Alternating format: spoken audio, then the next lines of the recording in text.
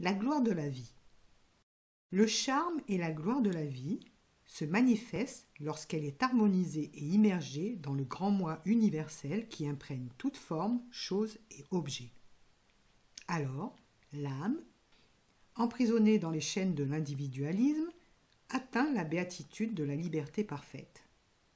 Que ce soit sur le plan spirituel ou physique, l'homme aspire à la liberté.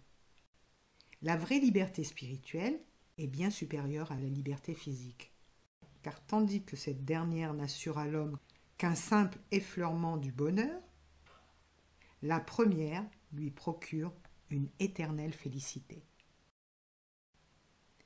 Un homme spirituellement libéré, même s'il est lié physiquement, a atteint le bonheur éternel que ne réalise pas celui qui est spirituellement limité, bien que physiquement libre.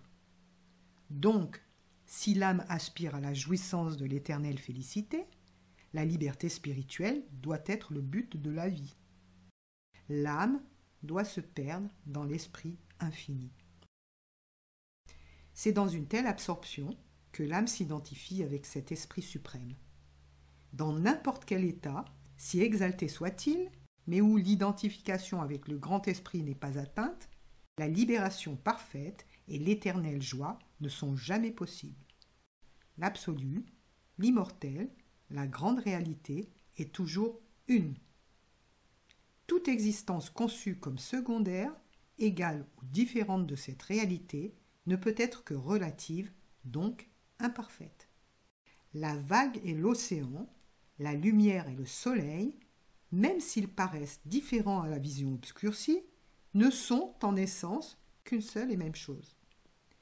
Ainsi, dans l'absolu de la réalité, Dieu, l'univers et l'âme individuelle sont un.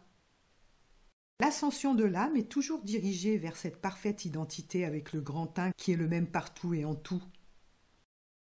Ce fleuve ne connaît ni repos, ni liberté, ni paix, tant qu'il ne se confond pas avec les eaux de l'immortalité et ne jouit pas des délices de l'infinie vision.